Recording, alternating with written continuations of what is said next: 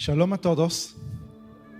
Shalom en hebreo es paz, pero se usa también para decir hola. Entonces estoy muy emocionado de estar aquí. No es mi primera vez en España, pero ya estuve acá algunas veces y quiero agradecer que Eliezer me invitó y poder compartir con ustedes, poder bendecirlos también. El que no me conoce, mi nombre completo es Steven Arik Bar-El y en pocas palabras yo soy israelí, soy judío, hablo español porque mis padres son judíos argentinos, me enseñaron desde niño a hablar español, pero luego entendí que no tengo que demostrar mucho eso de argentino. Dios ya me perdonó. De todas maneras, yo nací en Israel, crecí en Israel, mi primer idioma es hebreo, por eso tengo un acento hebreo. Significa judíos, pero que no son practicantes en el judaísmo. Y cuando cumplí 18 años, ahí conocí a Jesús. Y desde entonces lo sigo a él. Y bueno, estoy ahora haciendo un centro de estudios que se llama Centro Israelí Mesiánico de Estudios Bíblicos. Y mi objetivo es poder enseñar la palabra de Dios de punto de vista hebreo. Ahora los puedo ver también. Bueno. En esta tarde quiero hablar acerca de algo que lo voy estudiando hace mucho tiempo, que es entender las Escrituras como alegoría en nuestras vidas, ¿sí? Y creo que la historia más importante para entender de cómo es nuestras vidas del momento que fuimos salvos es la historia del Éxodo. Quiero que se imaginen que el pueblo de Israel representa a cada uno de ustedes, ¿sí? Porque en Cristo ustedes también son Israel espiritualmente. Cuando el pueblo de Israel está en Egipto, yo les voy a enseñar algunas palabras en hebreo. No tienen que acordárselas, pero por lo menos para entender el concepto. Egipto en hebreo se pronuncia Mitzrayim, y viene de la palabra Metzer. ¿Qué significa Metzer? Metzer en hebreo significa estrecho, un lugar estrecho. ¿Por qué Egipto se llama así? Si alguna vez van a estudiar la historia de Egipto, van a ver que Egipto es claro, hoy modernamente se puede ver como un cubo, algo cuadrado, pero esas fronteras son artificiales, son modernas. Si uno ve cómo fue Egipto de la época del faraón, de hace 3.000, 4.000 años, van a ver que Egipto fue un país que estaba a lo largo del Nilo, porque fuera del valle del Nilo es todo desierto y nadie puede vivir ahí. Y por eso es un país largo. Y la gente vivía dentro del valle del Nilo, creo que son unos 15 kilómetros de ancho y como, no sé, 1.000 kilómetros de norte a sur. Imagínense. Por eso, Egipto en hebreo se llama Mitzrayim, que viene de la palabra estrecho. Y no es casualidad. También en hebreo, cuando yo digo que tengo una angustia, uso la palabra tzara, que tzar en hebreo viene de la misma palabra de estrecho. Y también en español, la palabra angustia, ¿de qué palabra viene? De angosto. ¿Se dieron cuenta alguna vez? Porque cuando uno está en una angustia, está apretado, ¿sí? Nada más para probar mi punto. Es que a mí me cuesta un poco leer en español, entonces le voy a pedir a Eliezer que lo lee en español. Salmos 118, versículo 4.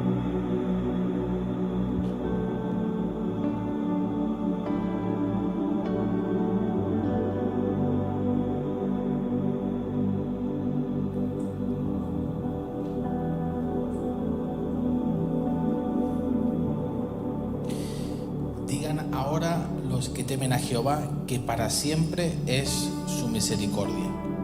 Tal vez el 5.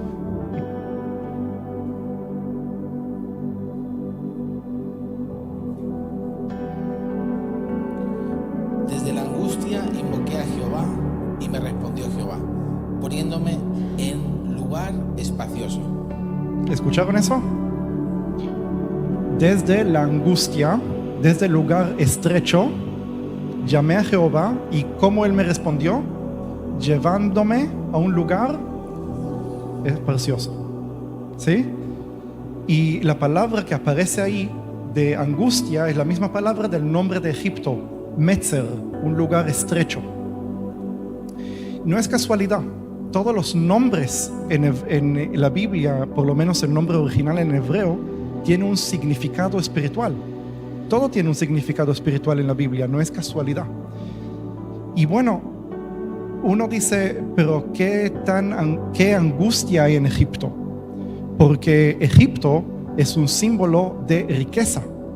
Si uno investiga la historia, va a ver que Egipto había riqueza, había comida, había de todo. Y la gente podía cultivar lo que quiere, tiene trigo, tiene de todo, no le falta nada a la gente en Egipto. Entonces, ¿por qué es tan negativo? Porque los israelitas están en la esclavitud. Entonces, es paralelo a nuestras vidas, a este mundo que estamos nosotros ahora. Hay riqueza. Podemos vivir bien en este mundo, pero estamos en esclavitud al pecado. ¿Ok? Del momento que entendemos eso, podemos ver que Dios nos quiere sacar de esa esclavitud. Y para eso Él tiene que usar el juicio. Dios tiene que juzgar a Egipto, que es un juicio que todavía no sucede hoy, pero va a llegar un día que Dios va a juzgar a toda la humanidad, a todo el mundo, por causa del pecado, por causa de participar en la idolatría. ¿Y cómo Dios hizo que el pueblo de Israel salga de Egipto? Ahora sí me gustaría leer Éxodo, capítulo 12. ¿Se acuerdan que Dios le dice a Moisés que tienen que agarrar un cordero y sacrificarlo y después con la sangre del cordero poner en las puertas, ¿cierto? Vamos a leer lo que dice en Éxodo 12, versículos 12 y 13.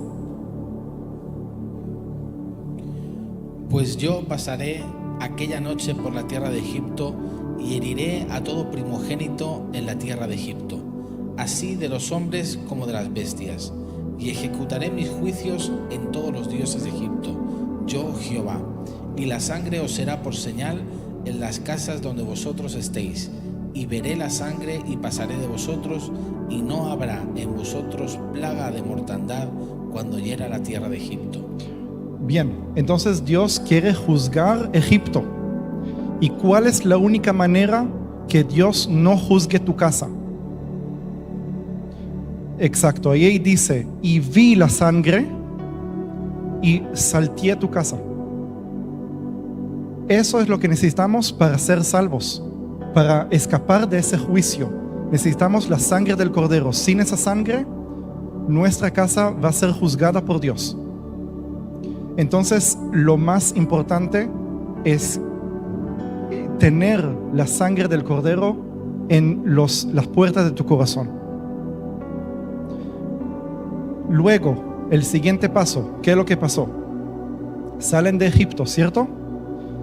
Y tenemos la escena famosa que el mar se abre, el pueblo cruza, ¿y qué es lo que pasa? Todos los egipcios se hundieron. Eso es equivalente al bautismo en el agua, porque del momento que nosotros nos bautizamos, Satanás y sus demonios no tienen autoridad sobre nosotros. Dejamos a Satanás y los demonios del otro lado del mar. ¿Entienden eso? Qué profundo que es. Esa es la razón, una de las razones, ¿sí? Porque debemos bautizarnos. La Biblia nos muestra esta, ¿cómo se dice? Alegoría. Bueno, ¿cuál es el próximo paso? Está escrito que Dios nos llevó al pueblo de Israel al monte Sinaí, y en el monte Sinaí Dios mismo descendió sobre el monte, y ahí es donde entregó su ley y también se hizo el pacto. ¿Qué se puede ver aquí? ¿Qué alegoría se puede ver aquí en nuestras vidas? Ese es el momento que la palabra de Dios, porque ¿qué es la ley? Les voy a contar algo que tal vez en la traducción se pierde. Ustedes dicen 10 mandamientos, ¿cierto? Pero la palabra en hebreo no es mandamiento. Digo, sí, existe la palabra mandamiento en hebreo, en la ley de Moisés. Pero la palabra que aparece en el contexto de los 10 mandamientos son, lo digo en hebreo y luego lo traduzco. Los 10 devarim es en plural. Si es en singular es davar. ¿Hay alguien que sabe qué significa la palabra davar en hebreo? Davar, bueno, les digo, davar es la misma palabra de palabra, lo que en griego fue traducido como la palabra logos. ¿Saben lo que es el logos?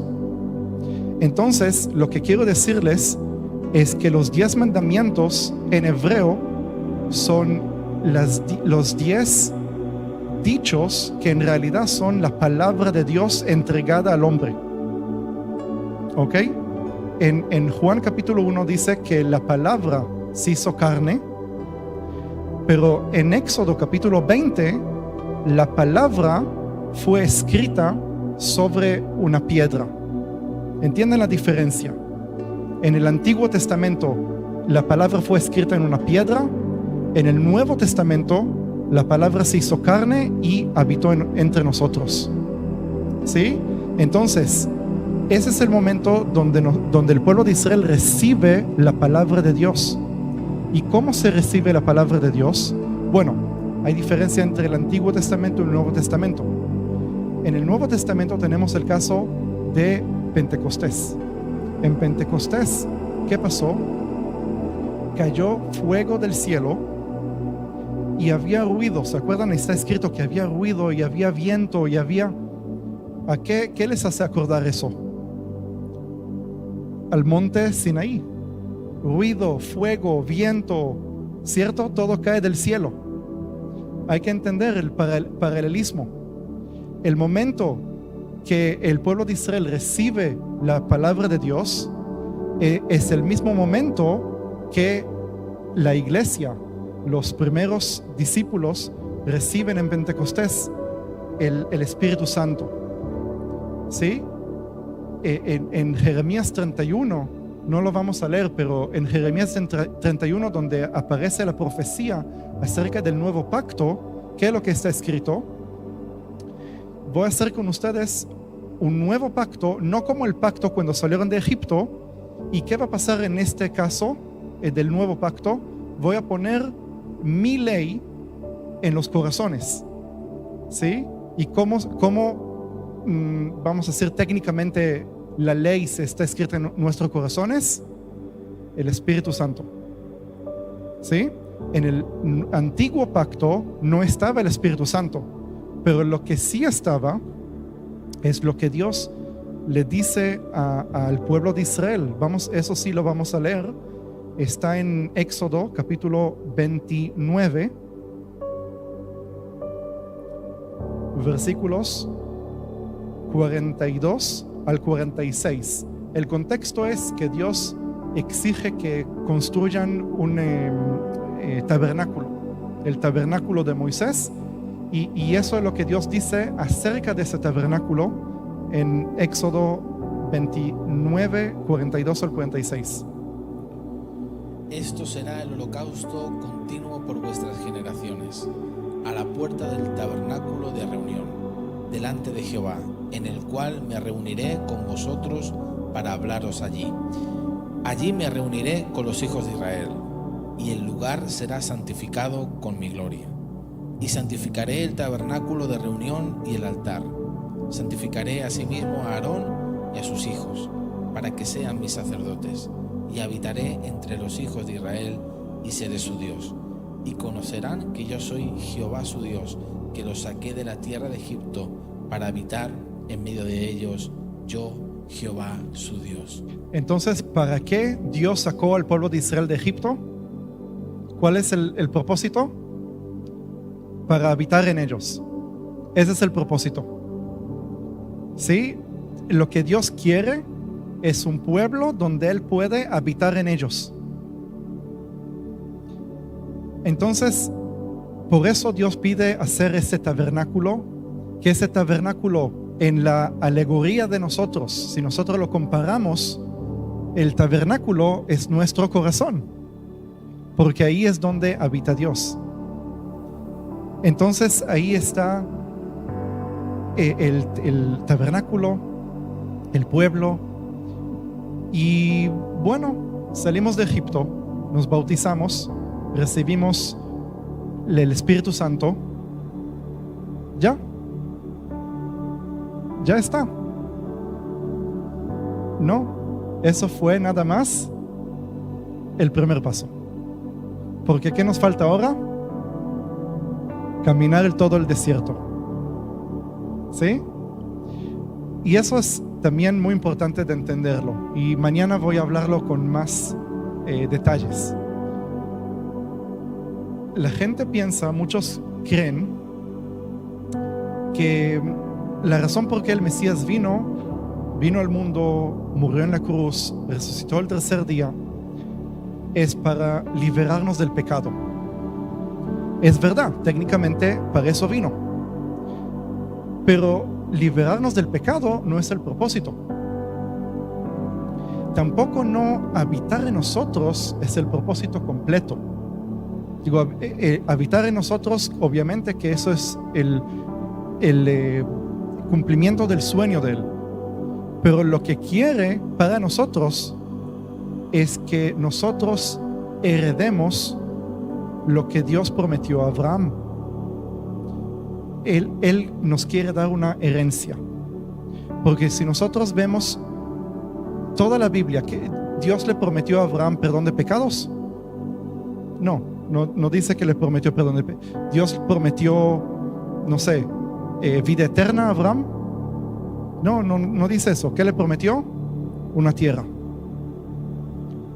Por eso la razón de por qué mandó a Cristo que muera en la cruz, que resucita el tercer día, es para comprar con la sangre de Él el ticket, el billete, ¿sí? ¿No? De entrada a nuestra herencia que fue prometida a Abraham.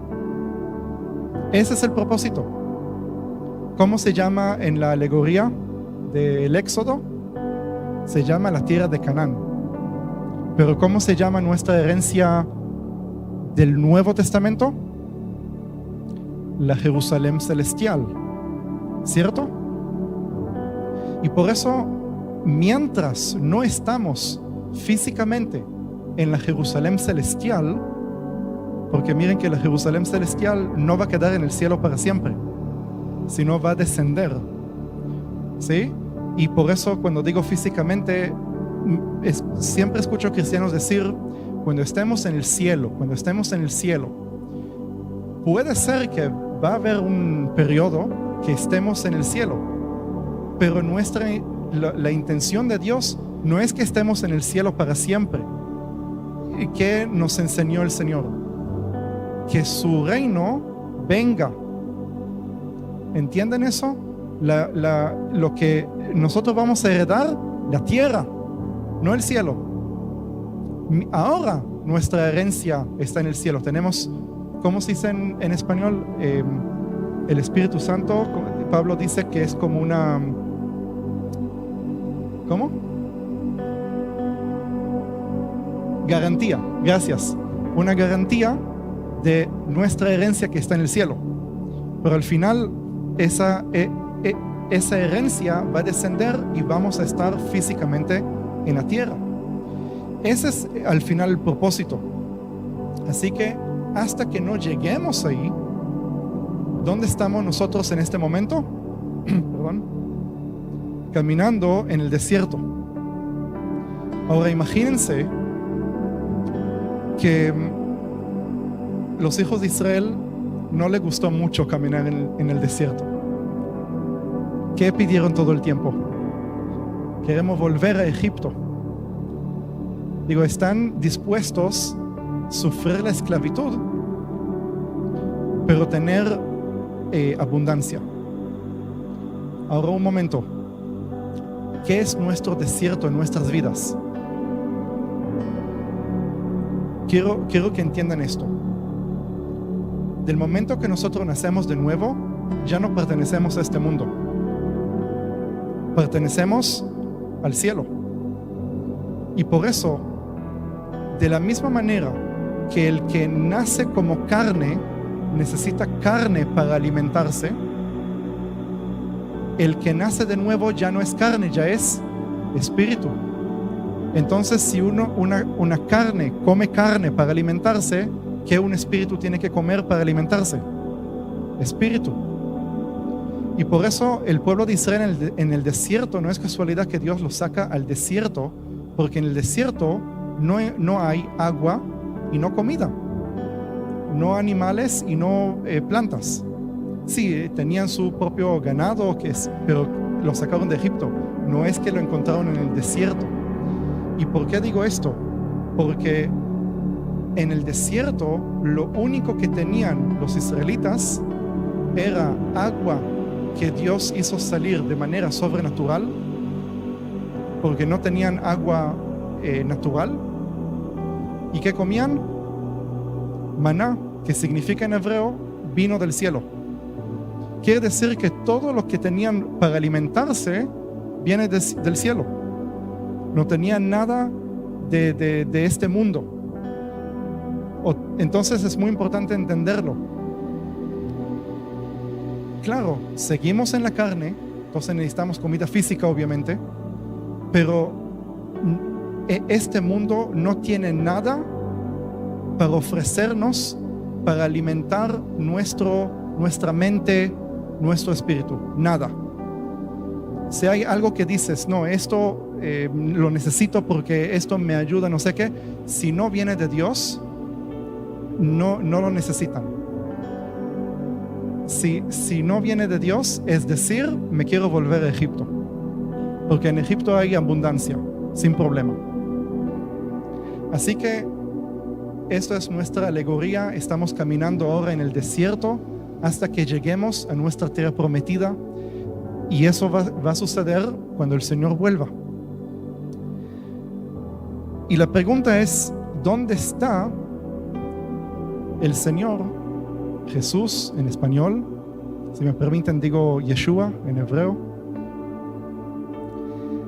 ¿Y dónde está Él en esta historia? Digo, ¿dónde lo vemos? Y esto es algo que lo descubrí hace mucho, pero siento que Dios me muestra que quiere que hable más y más de este tema. Vamos a ver dónde está Yeshua. Vamos a leer qué es lo que dice en Éxodo capítulo 13, versículo 21. Ahora hay una serie de muchos versículos uno atrás del otro, así que prepárate, Elíasar.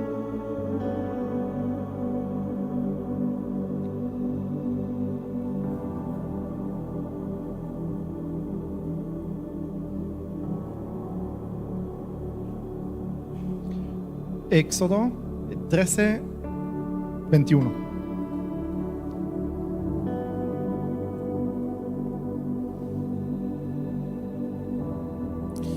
Y Jehová iba delante de ellos de día en una columna de nube para guiarlos por el camino, y de noche en una columna de fuego para alumbrarles, a fin de que anduviesen de día y de noche.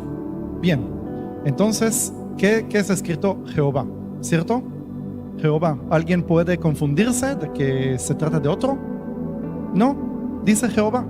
Camina delante del campamento en una columna de día de nube, de noche de fuego para iluminar. ¿Sí? De día es una nube para hacer sombra por el calor. Técnicamente, si no hay sombra, si estás en el desierto y no hay sombra, podés morir, literalmente morir. ¿Sí? Por eso la nube es muy importante. Hay que entender que el pueblo de Israel sobrevivió de manera sobrenatural. No solamente la comida y el agua, sino también la sombra y la luz de noche. Ok, entonces entendemos que Jehová mismo caminó con ellos en el desierto. Vamos a ver qué más está escrito.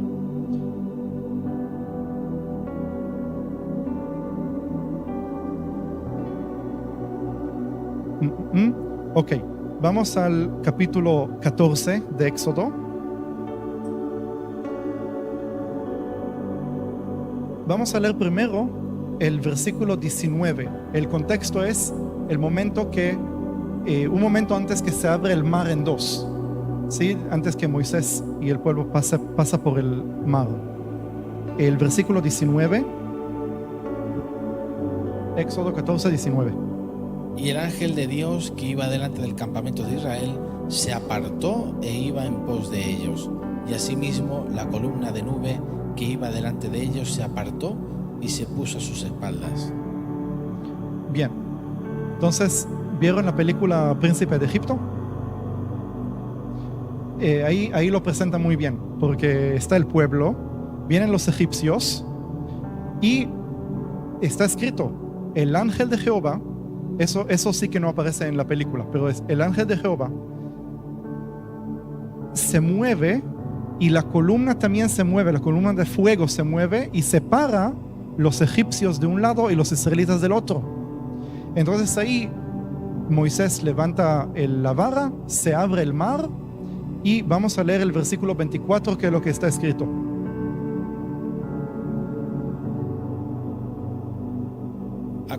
Aconteció a la vigilia de la mañana que Jehová miró el campamento de los egipcios desde la columna de fuego y nube y trastornó el campamento de los egipcios.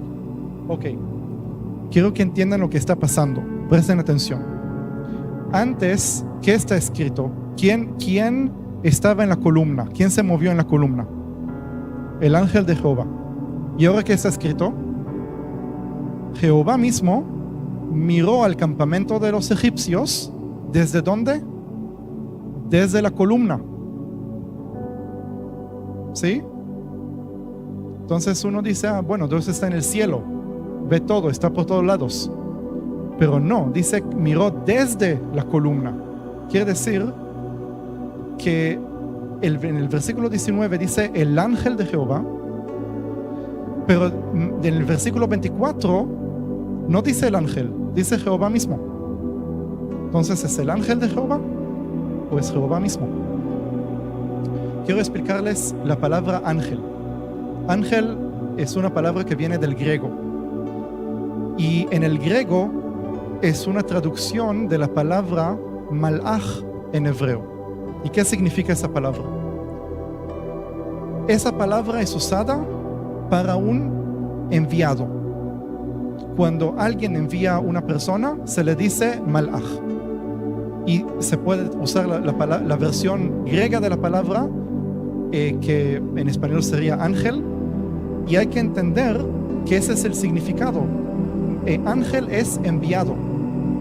Y en el mismo texto hebreo hay personas, humanos, que, por ejemplo, un rey mandó ángeles para avisar algo a otra persona. quiero que entiendan, la palabra ángel significa enviado. Más tarde nosotros lo entendemos como algo más allá que enviado, como un ser celestial con alas, pero originalmente esa palabra no se refiere nada más a un ángel con una aurora. Bueno, ustedes conocen la palabra mejor que yo. De todas maneras, el significado cuando uno lee este texto y dice el ángel de Jehová, se refiere al enviado de Jehová. ¿Ok? Pero ese enviado se llama también Jehová. ¿Cómo puede ser? Vamos a tratar de entender qué es lo que está escrito. Vamos a leer Éxodo 19, versículo 11.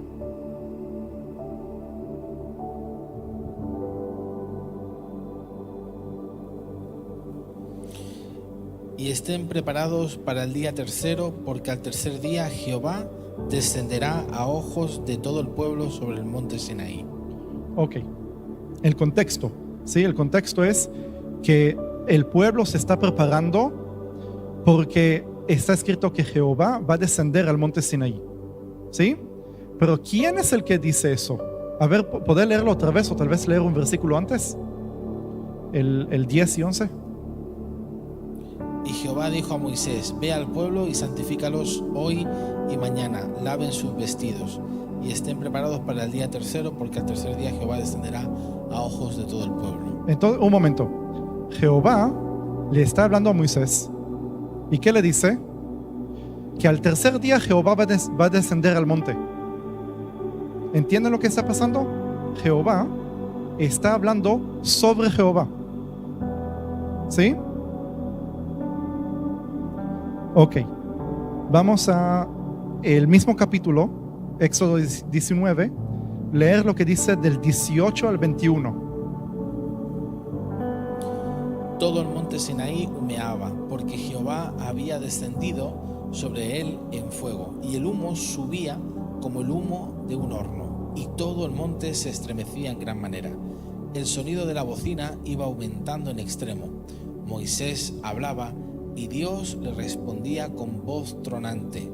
Y descendió Jehová sobre el monte Sinaí, sobre la cumbre del monte, y llamó Jehová a Moisés a la cumbre del monte, y Moisés subió. Y Jehová dijo a Moisés: desciende, ordena al pueblo que no traspase los límites para ver a Jehová, porque caerá multitud de ellos. ¿Entienden lo que está pasando? Hay un Jehová que está con Moisés y que le está dando instrucciones, pero está hablando acerca de otro Jehová que va a descender al monte. ¿Sí? Y otra vez vemos que ese mismo Jehová está hablando como tercera persona sobre el Jehová que descendió sobre el monte Sinaí. ¿Qué sentido tiene si la Biblia dice que hay solo uno? Entonces, ¿cómo puede ser dos Jehová? Vamos a ver lo que dice en Éxodo capítulo 33.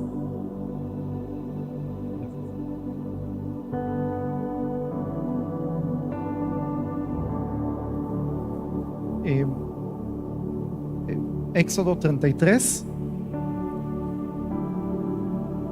versículo 9 al 11.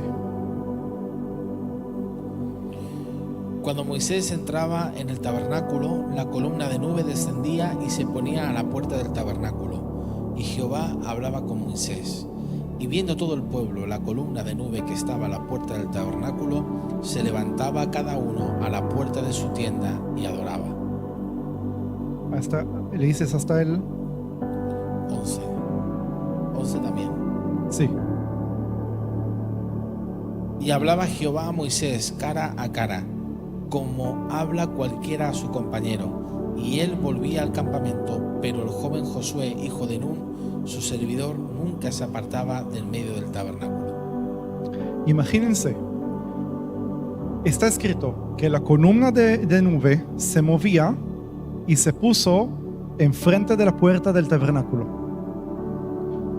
y está escrito, y Jehová habló con Moisés cara a cara. ¿Sí? Quiere decir que Jehová está dentro de la columna, porque también dice que todos se postraron viendo la columna. Todo el pueblo.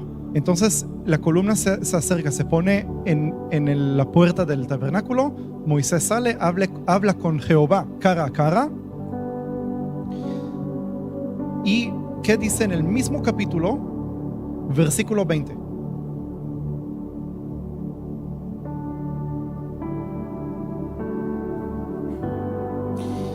Dijo más: no podrás ver mi rostro, porque no me verá hombre y vivirá. Un momento. Recién, en versículo 11 dice que Jehová habló con Moisés cara a cara.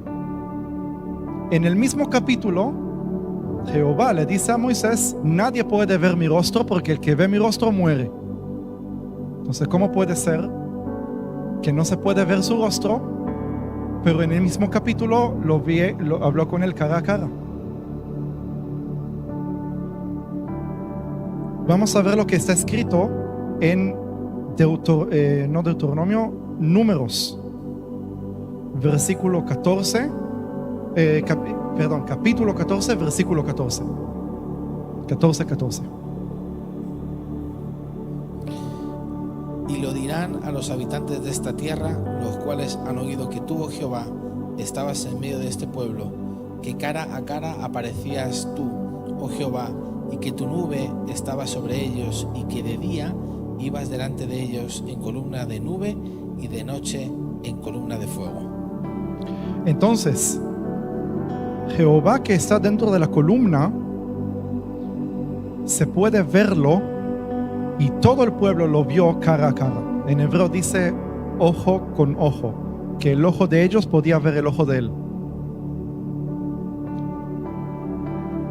Entonces, ¿por qué Dios dice que no se puede ver su rostro? Bueno, mi respuesta es que hay un Dios que no se puede verlo y que nadie lo vio. Nada más el Hijo vio a su Padre, y el que ve al Hijo ve también al Padre. Hay un Dios que se puede verlo, y ese es Yeshua. ¿Ok? En el monte Sinaí, vamos a decirlo así, desde el comienzo, el que sacó al pueblo de Egipto fue Jesús. El que caminó dentro de esa columna y que todo el pueblo lo vio es Jesús, Yeshua en hebreo. Y Él es el que los acompañó. Y cuando llegaron al monte Sinaí, ahí ese Jehová, el ángel de Jehová, ángel que significa enviado, porque es el enviado del Padre. En ese momento, el Padre mismo descendió sobre el monte Sinaí y nadie lo vio, porque no se puede verlo. Pero tienen que imaginarlo de esa manera. Yeshua está hablando con Moisés y Yeshua le da instrucciones a Moisés acerca de qué es lo que el pueblo tiene que hacer para recibir al Padre sobre el monte Sinaí. ¿Sí? Y bueno, ¿cuál es lo que la Biblia dice acerca de ese mismo ángel? Vamos a leer en Éxodo capítulo 23.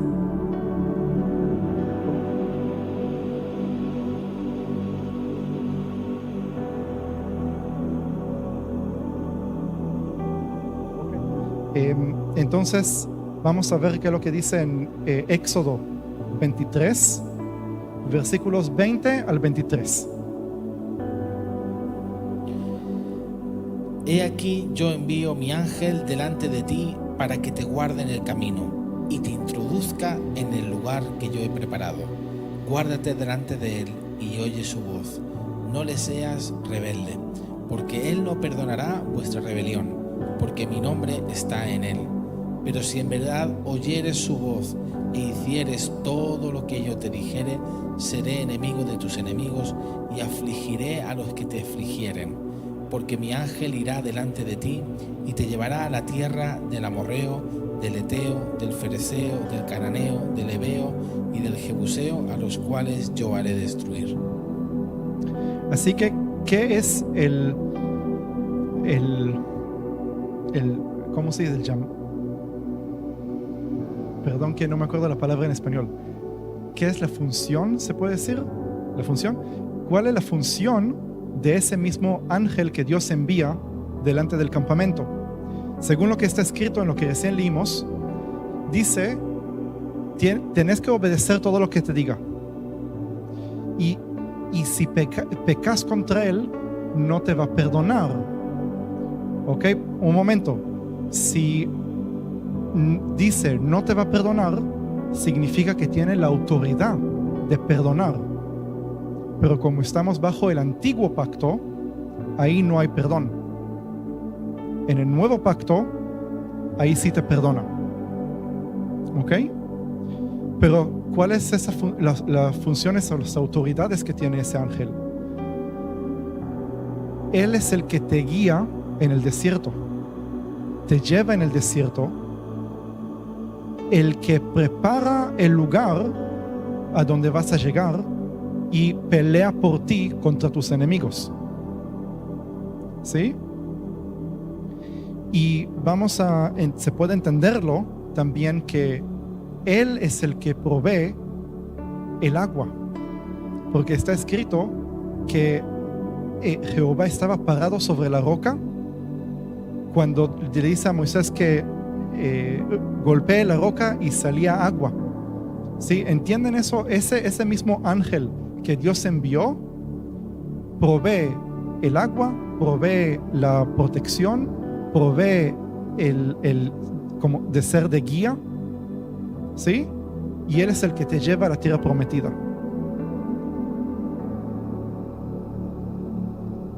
¿Cuál es el pecado más grande que hizo el pueblo de Israel en el desierto?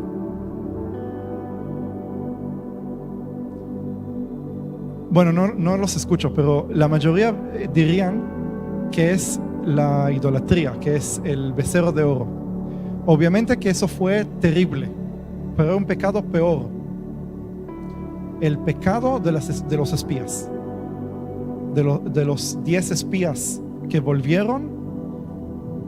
No es que los espías mismos ellos pecaron porque ellos hablaron mal de la tierra, pero el pecado era del pueblo.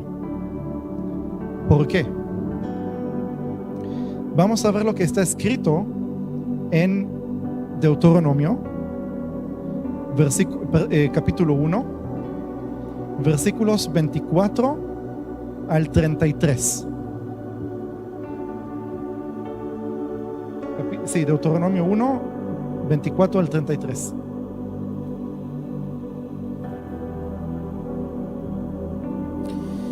Y se encaminaron y subieron al monte y llegaron hasta el valle de Escol. Los espías.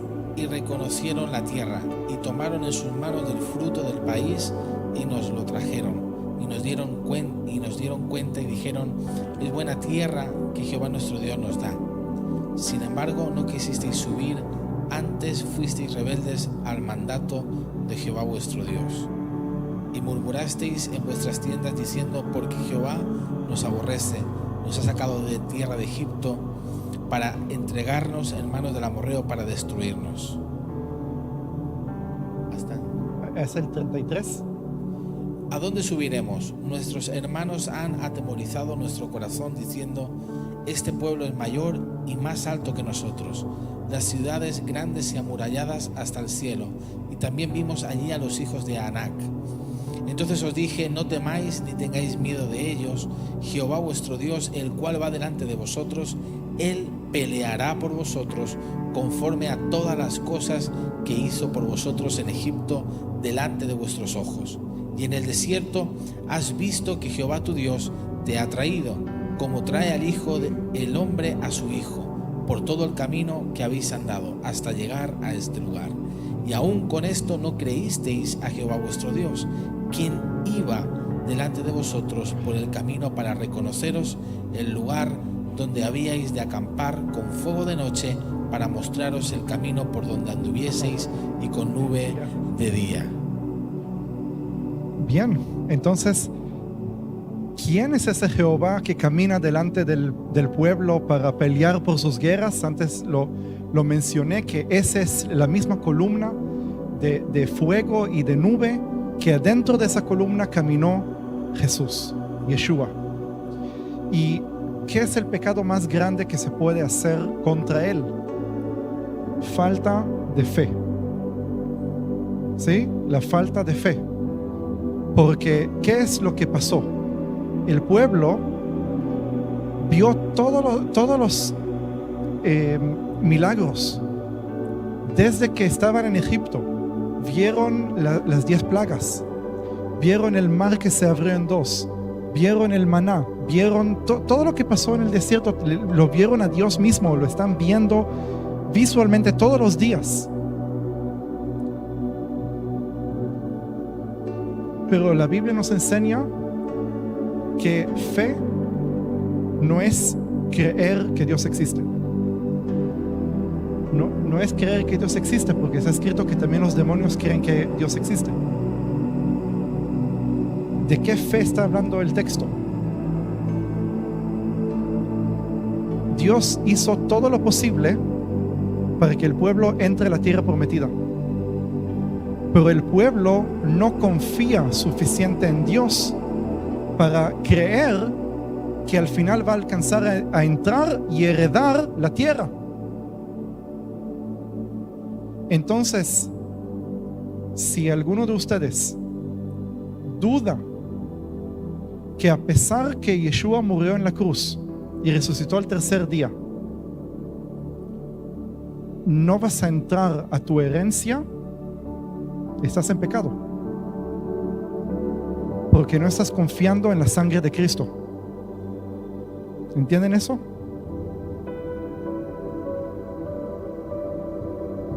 Vamos a ver. Ahora voy a citar del Nuevo Testamento para que crean que todo lo que enseño no es mi imaginación, sino la palabra de Dios. Primera de Corintios, capítulo 10, versículos 1 al 4.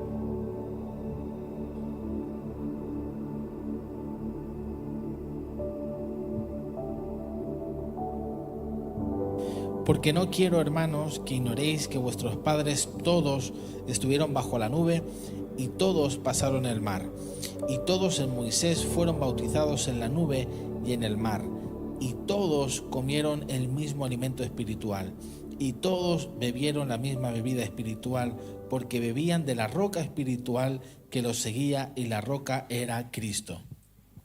¿Entienden eso? ¿Quién es la roca?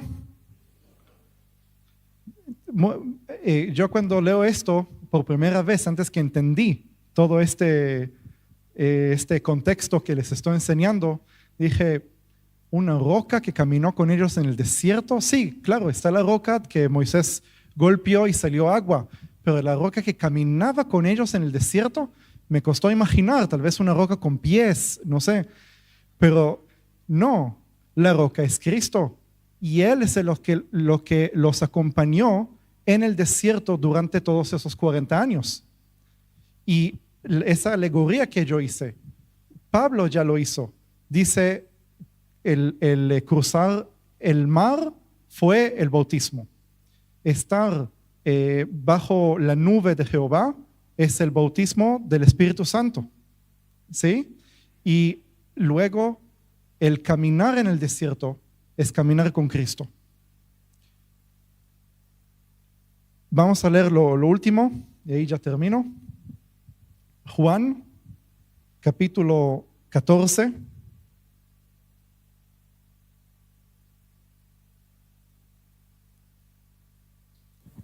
Juan 14, 1 al 5. 1 al... 1 al 6, perdón. No se turbe vuestro corazón. Creéis en Dios, creed también en mí. En la casa de mi Padre muchas moradas hay. Si así no fuera, yo os lo hubiera dicho. Voy pues a preparar lugar para vosotros. Y si me fuere y os preparare lugar, vendré otra vez y os tomaré a mí mismo, para que donde yo estoy, vosotros también estéis. Y sabéis a dónde yo voy, y sabéis el camino. Le dijo Tomás: Señor, no sabemos a dónde vas. ¿Cómo pues podemos saber el camino? Jesús le dijo: Yo soy el camino y la verdad y la vida. Nadie viene al Padre sino por mí. Estoy seguro que ustedes leyeron estos versículos cientos de veces, pero desde que yo entendí quién caminó con el pueblo de Israel en el desierto, yo no puedo leer esos versículos sin imaginarme que en este momento Yeshua revela que Él es el ángel de Jehová que caminó con el pueblo de Israel en el desierto. Él es el que va delante del campamento. ¿Para qué? Preparar la tierra prometida. Y él dice: ustedes saben el camino. ¿Cómo sabemos el camino? Porque yo soy el camino. ¿Sí? Cuando nosotros lo ponemos a Yeshua como el centro de nuestra vida, estamos en el camino correcto. Sabemos dónde está la columna en cada momento de nuestra vida cuando nos enfocamos en Él. Y nada más si lo seguimos, al final llegamos a la tierra prometida. Lo que le sigue, ¿sí? Que ya lo mencioné antes, que ahí en español, Felipe, gracias. Ahí le pregunta, muéstranos al Padre, ¿sí? Yo me imagino que esas son las mismas palabras que Moisés en el capítulo Éxodo 33 que leímos antes. Esa es la pregunta que le hizo Moisés y le dice: quiero verte. Y ahí le contesta: no me puedes ver, ¿sí? Luego está escrito que he aquí una peña, perdón que me cuesta con el español, una peña. Y ¿sabe que si podemos leer ese versículo? Está en Éxodo 33.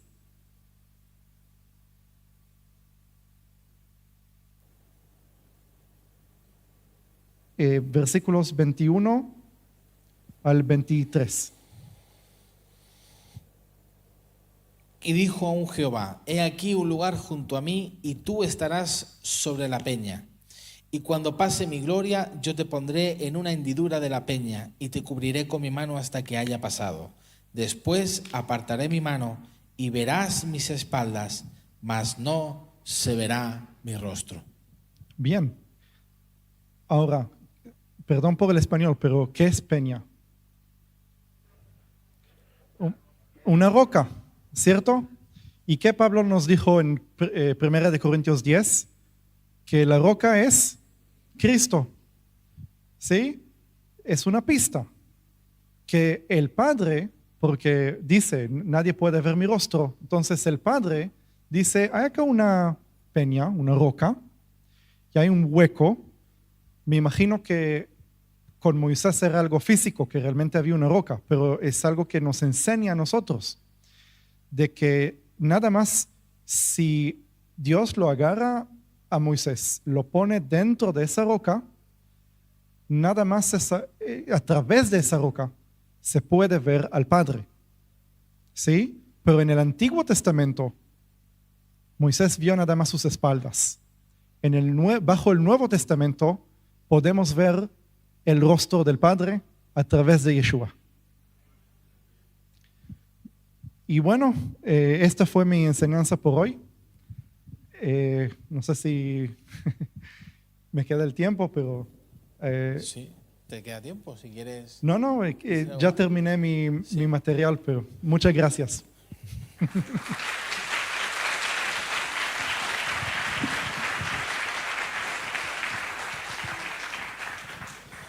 Muchas gracias, Steven. Cuéntanos mañana para todos aquellos que quieran saber un poquito más. Porque seguramente hay gente que se pregunta, a mí me preguntan, ¿por qué existe el Antiguo Testamento? Yo creo que hoy hemos tenido una tremenda explicación de por qué existe el Antiguo Testamento. ¿Por qué existe el Antiguo Testamento? Para entender mejor el Nuevo. Y no solamente para que nosotros entendamos, porque nosotros con el Nuevo Testamento vamos sobrados, ¿no? Pero hay otros que necesitan entender también lo que ya habían estudiado, la Torá, para entender lo que Cristo representaba. Así que gracias, Steven. Y no sé si mañana quieres explicar un poquito de lo que vas. Sí. Bueno, mañana voy a presentar 6 temas que se conectan uno con el otro. Y la idea es explicar qué es el pueblo de Israel, qué es según el plan de Dios, dónde está, dónde encaja dentro del plan de Dios.